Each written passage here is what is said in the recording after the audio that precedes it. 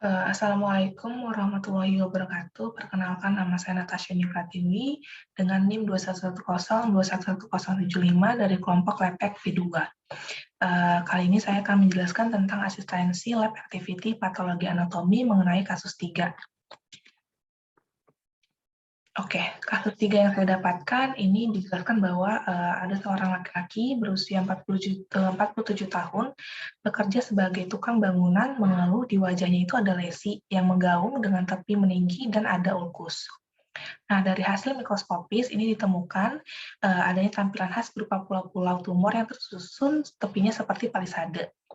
Nah, dari kasus ini saya akan meng-highlight 3 poin utama. Yang pertama itu riwayat pekerjaan dari pasien, yang mana pasien ini bekerja sebagai tukang bangunan, di mana yang kita tahu pekerjaan ini merupakan pekerjaan yang paling sering berada di luar ruangan atau daerah yang terpapar sinar matahari. Nah, selanjutnya itu poin kedua adalah lesinya itu ada di wajah dengan tepinya itu meninggi dan ada ulkus.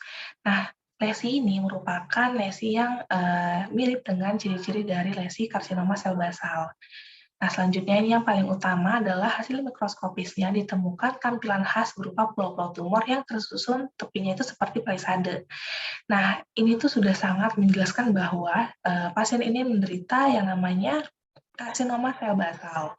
Nah, untuk tahu alasan mengapa dipilih karsinoma sel basal berdasarkan kasus sebelumnya, kita akan mengenal lebih dahulu apa itu KSB atau karsinoma sel basal.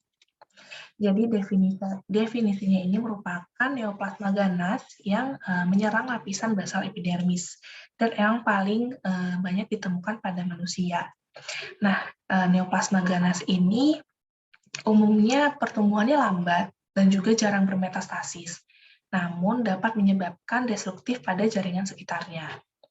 Lalu untuk epidemiologinya ini paling banyak menyerang pada orang yang berkulit putih dan juga laki-laki, dibanding perempuan dengan rasionya itu 3:2. Lalu rata-rata juga menyerang usia yang sudah lanjut. Seperti pada kasus yang sudah saya bacakan tadi, bahwa pasien ini merupakan laki-laki dengan usianya juga sudah lanjut, berumur 47 tahun. Lalu predileksinya. Nah, predileksi pada KSB ini paling banyak itu di daerah wajah atau sekitar 52%, lalu ada badan sekitar 27%, ekstremitas atas sekitar 13%, dan juga ekstremitas bawah sekitar 8%. Nah, dari yang sudah saya jelaskan tadi, sebenarnya kita harusnya sudah tahu bahwa ketiga daerah teratas tadi merupakan daerah yang paling banyak terpapar oleh sinar matahari. Nah, lalu lanjut ke faktor resiko. Nah, faktor resiko dari KSB atau karsinoma sel basal ini yang pertama ada jenis kulit. Nah, jenis kulit ini ada hubungannya dengan pigmen. Lalu yang kedua itu ada paparan sinar UV. Nah, paparan sinar UV yang umumnya menyebabkan karsinoma sel basal ini merupakan jenis dari UVB. Nah, kenapa? Karena panjang gelombangnya itu menyebabkan adanya mutasi pada gen supresor tumor atau gen P53. Nah, tadi sudah saya singgung tentang jenis kulit. Nah, jadi jenis kulit tadi itu kalau misalnya orang yang berkulit putih, nah pigmennya itu kurang, lebih banyaklah pada yang berkulit gelap.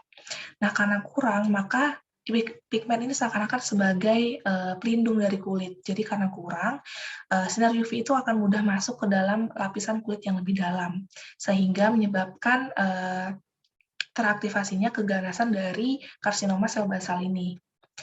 Lalu selanjutnya ada tata laksana. Nah, tata laksana ini bisa dilakukan dengan operasi atau non-operasi. Kalau yang operasi, kita bisa lakukan dengan eksisi bedah dan juga dengan krioterapi. Tapi kalau yang non-operasi bisa kita lakukan dengan imunoterapi topikal, kemoterapi, dan juga terapi radiasi. Oh ya, untuk yang faktor resiko tadi, ini memang benar ya, memang ada kaitannya dengan kasus bahwa pasien ini memang bekerja dengan lingkungan atau kondisi yang paling banyak terpapar sinar UV, yang mana sinar UV tadi itu merupakan bagian dari faktor resiko karsinoma sel basal. Lalu untuk tampilan makroskopiknya itu, ini saya ambil dari artikel yang memang dia lesinya itu pada bagian muka atau wajah, yang memang berkaitan dengan kasus 3. Jadi, tampilan mikroskopiknya itu ada tumor di pipi kanan dengan tepi yang tidak rata. Lalu dindingnya meninggi dan jaringan sekitarnya ini ada makula eritem. Nah, lesi tumor ini tidak menimbulkan rasa sakit. Namun, adanya ulkus pada lesi ini biasanya menandakan adanya suatu proses kronis yang berlangsung berbulan-bulan hingga tahun dan ulkus pun membesar. Nah, untuk tampilan mikroskopisnya itu akan menunjukkan adanya pulau-pulau ini, sel basaloid. Ini pulau-pulau sel basaloid yang ini. Nah, di dalamnya ini ada inti hiperkromatik yang sudah memanjang dan memiliki kandungan sitoplasma yang sedikit. Lalu seperti yang sudah saya jelaskan dan memang sudah ada di kasus, bahwa pada bagian tepinya ini seperti ada jajaran dari sel yang membentuk seperti palisade atau pagar palisade. Nah, dari sini sebenarnya dari kasus tadi sebenarnya sudah kita dapat ketahui bahwa ini merupakan ciri dari tampilan mikroskopis karsinoma sel basal. Mungkin itu saja yang dapat saya sampaikan. Terima kasih. Lalu ini adalah referensi yang saya gunakan untuk menyelesaikan tugas lab activity ini. Mungkin sekian, kurang lebihnya saya mohon maaf. Wassalamualaikum warahmatullahi wabarakatuh.